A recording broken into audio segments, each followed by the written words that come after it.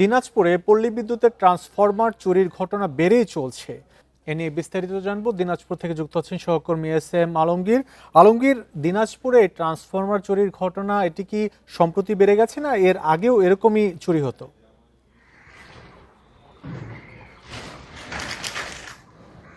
আসলে দিনাজপুরে এই ট্রান্সফরমার চুরির যে বিষয়টি, এটি আসলে গত কয়েক বছর থেকে আসলে চুরি হয়ে যাচ্ছে এবং সম্প্রতি কিন্তু এটি বেড়ে গেছে। আমি যদি আপনাকে পরিসংখ্যান জানাই, গত 2 বছর আগে কিন্তু এই ট্রান্সফরমার চুরি ছিল। গত 2 বছর আগে ট্রান্সফরমার চুরি হয়েছিল 250টি মতো। এবছর কিন্তু চুরি হয়েছে 400টি।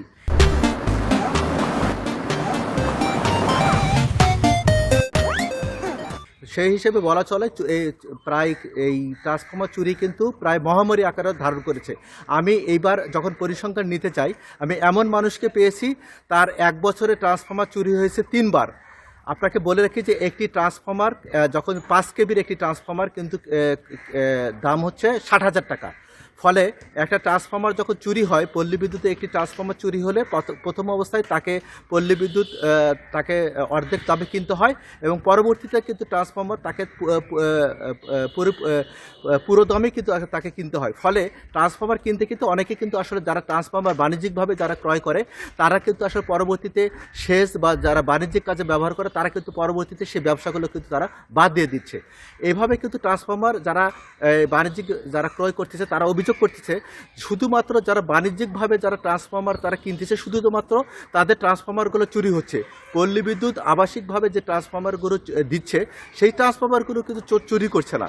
ফলে তারা সন্দেহ করছে যে এই যারা এই চুরিগুলো হচ্ছে, এই চুরিগুলোর সঙ্গে কিন্তু আসলে পল্লী বিদ্যুতের যারা হচ্ছে ঠিকাদার প্রতিষ্ঠান, তারা এই লোকগুলোর সঙ্গে জড়িত।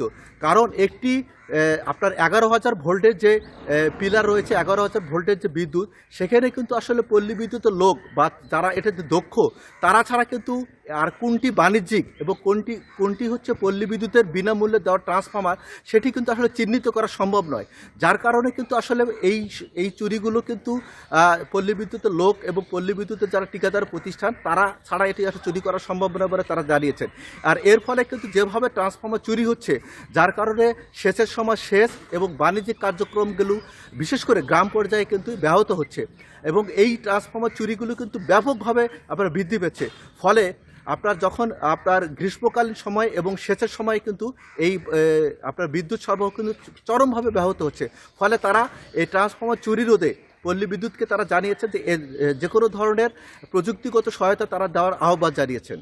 এই ছিল ট্রান্সফরমার চুরির কারণে নানা ভোগান্তিতে পড়তে হচ্ছে সাধারণ মানুষদের। আলমগীর, আপনাকে অনেক ধন্যবাদ আমাদের সাথে যুক্ত হওয়ার জন্য।